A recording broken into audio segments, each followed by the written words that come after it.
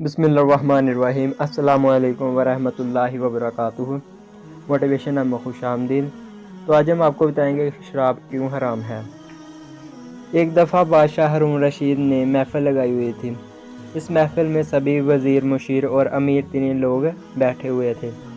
मुसलमानों का बादशाह मुसलमानों के हाथों शराब लेकर पी रहा था, तो हज़रत बलोल दाना इधर आ निकले। हारून रशीद को शराब पीते हुए देखकर नज़रें फेर ली। जब हारून रशीद की नज़रें बहलोल दाना पर पड़ी तो इसको जहन में ख्याल आया कि कहीं बहलोल दाना कोई बात ही ना कह दे। तो इसने बहलोल दाना से कहा कि क्या मैं कुछ सवाल आपसे पूछ लूं? बहलोल दाना ने कहा, हाँ पूछ लो। हारून रशीद ने पूछा, अगर कोई आदमी अंगूर खाए तो क्या वो हराम होगा? बहलोल दाना ने जवाब दिया, बिल्कुल नहीं।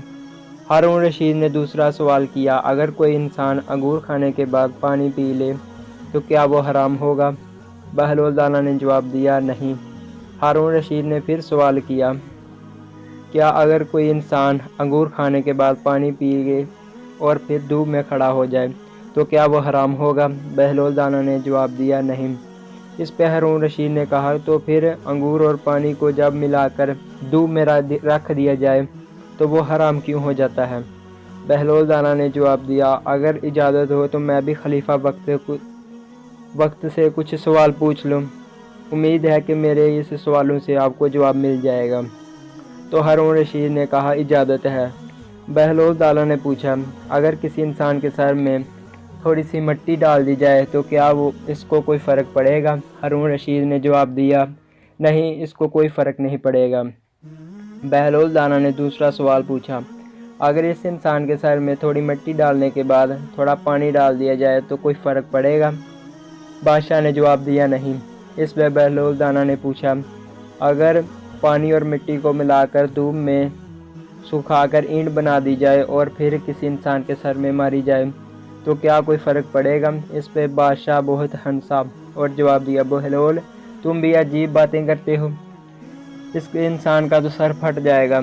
इस पर बहलोल दाना ने बादशाह को मुखातब करके कहा, जिस तरह पानी मिट्टी मिलकर ईंट बना देते हैं, इसी तरह अंगूर और पानी को जब मिलाकर धूप में रख दिया जाता है तो इससे एक ऐसी चीज़ तैयार होती है जो इंसान की अक्ल को खा जाती है, इसके सोचने की सलाहियत को ख़त्म कर देती है, और जिसके बाद इंसान को कुछ पता नहीं चलता कि वो जो काम कर रहा है वो जायज़ है या नाजायज़, और इसको शराब कहते हैं। बहलोल दाना ने कहा कि उम्मीद है कि बादशाह वक्त को मेरी बात समझ में आ गई होगी। तो नाज़रीन, इसीलिए शराब को हराम कहा जाता है। इस तरह की मज़ीद वीडियो हासिल करने के लिए हमारा चैनल मोटिवेशनल को सब्सक्राइब करके घंटी के बटन को ज़रूर दबाएं, ताकि हमारी हर आने वाली न्यू वीडियो सबसे पहले आप तक पहुंच सकें। इसी के साथ शाना मुज़म्मल को इजाज़त दें। अल्लाह हाफ़िज़।